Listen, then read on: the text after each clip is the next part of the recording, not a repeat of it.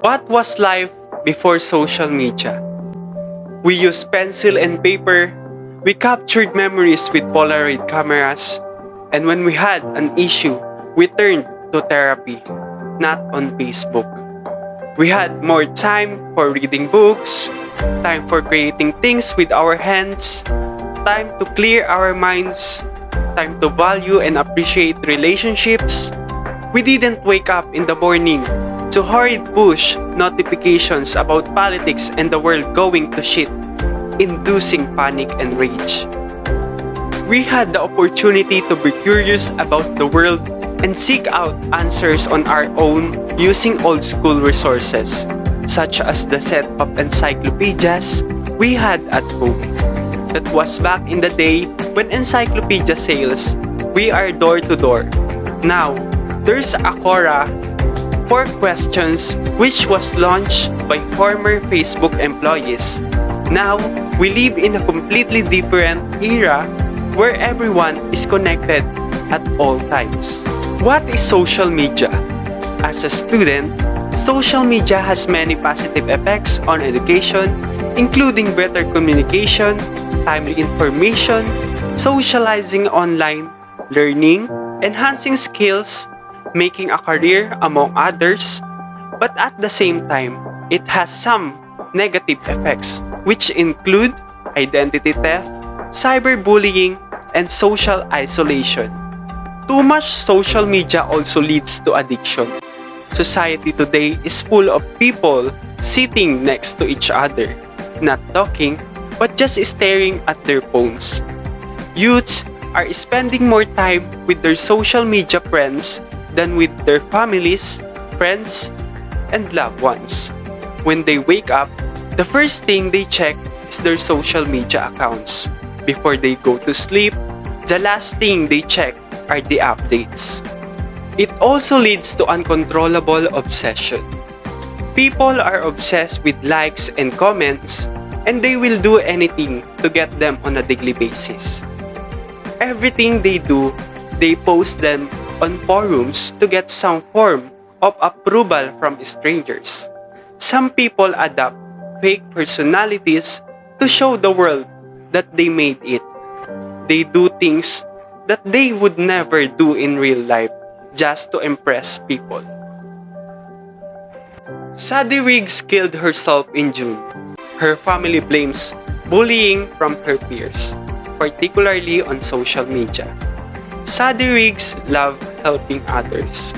The bubbly 15 years old dreamed of becoming a firefighter, a lawyer, or a veterinarian.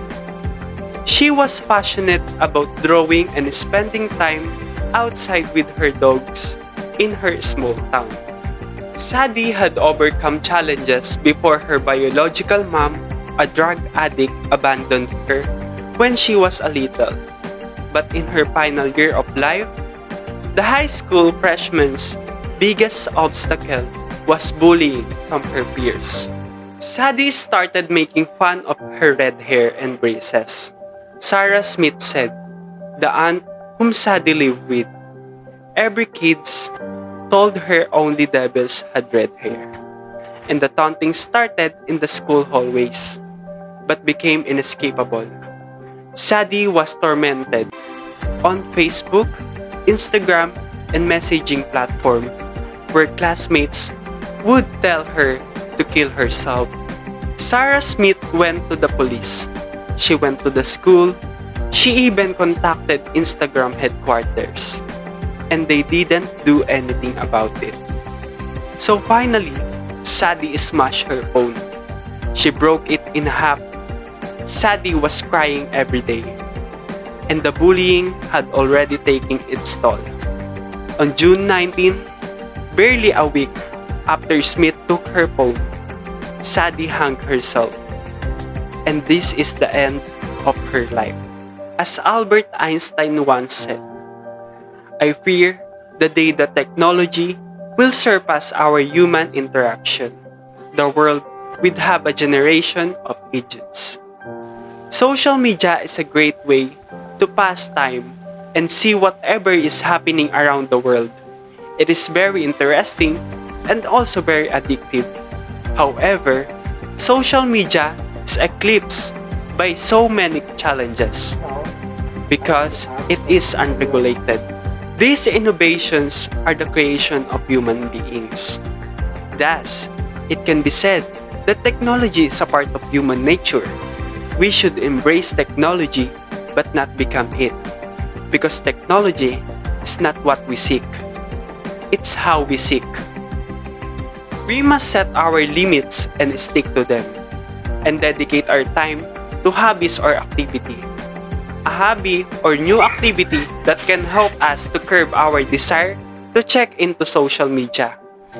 The idea here is to fill up your free time with things that you enjoy that are good for you.